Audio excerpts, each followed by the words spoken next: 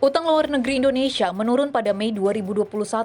Bank Indonesia mencatat posisi utang luar negeri per akhir Mei 2021 sebesar 415 miliar dolar Amerika Serikat.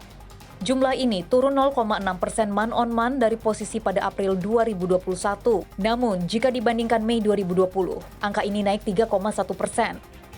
Perkembangan utang luar negeri ini dipengaruhi oleh berkurangnya utang pemerintah 1,3% secara month-on-month. Penurunan posisi utang luar negeri pemerintah tersebut seiring dengan pembayaran surat berharga negara dan pinjaman dalam valuta asing yang jatuh tempo di bulan Mei 2021.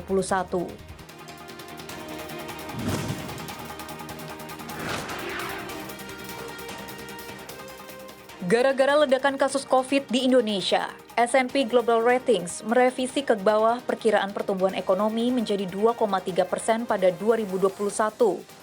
Padahal sebelumnya S&P optimistis ekonomi tanah air bisa mencapai di rentang 3,4 hingga 4,4%. Agresifnya belanja dari stimulus pemerintah menjadi harapan pergerakan ekonomi tanah air. Sementara swasta disebut sulit bertahan karena pandemi yang berkepanjangan. Ekonom S&P untuk Asia Pasifik, Visrutrana, menyebut revisi bernada skeptis ini tidak lepas dari lonjakan penyebaran kasus COVID-19 dalam beberapa waktu terakhir yang lebih parah dari tahun sebelumnya. Pemberlakuan PPKM darurat yang mengurangi mobilitas penduduk hingga 30% disebut sebagai penyebab tertekannya ekonomi.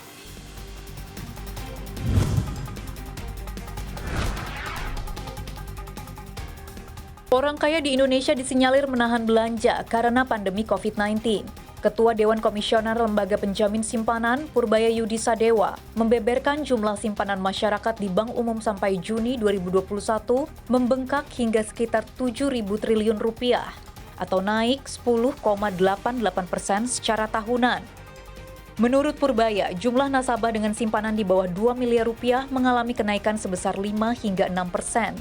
Sementara nasabah dengan dana simpanan di atas 2 miliar rupiah tercatat melonjak lebih dari 14%.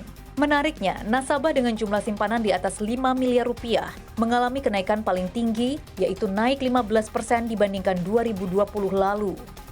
Menurut Purbaya, fenomena tersebut mengindikasikan sejumlah nasabah kaya atau pengusaha cenderung menahan diri untuk berbelanja di masa pandemi, dengan kembali menempatkan dananya di perbankan sebagai langkah antisipasi bila situasi COVID-19 kian memburuk.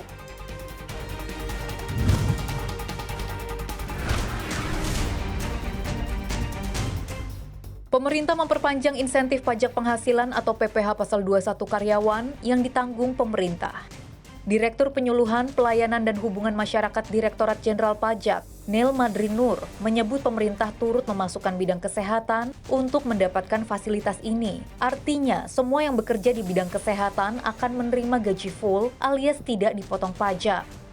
Perpanjangan fasilitas pajak ini diberikan hingga 31 Desember 2021, padahal sebelumnya insentif hanya berlaku hingga 30 Juni. Di samping itu, pemerintah juga melakukan penyesuaian terhadap insentif perpajakan selama pandemi, antara lain insentif pajak untuk UMKM, insentif PPh final jasa konstruksi, insentif PPh pasal 22 impor, dan insentif PPN.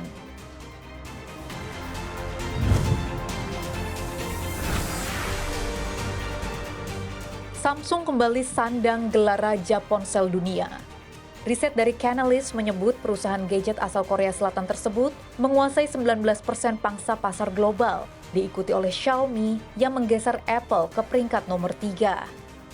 Samsung sendiri tengah berencana membangun pabrik chip di Amerika Serikat senilai 17 miliar dolar Amerika Serikat. Meski begitu, Samsung harus waspada dengan kinerja Xiaomi yang belakangan naik cukup pesat. Pengiriman ponsel Xiaomi mengalami peningkatan hingga 83% secara year on year. Xiaomi disebut berhasil menyasar pasar konsumen ponsel murah, sementara Huawei terdepak dari urutan top 5 sebagai imbas dari sanksi yang dijatuhkan Amerika Serikat berupa pembatasan penjualan dan kerjasama produk di negeri Paman Sam.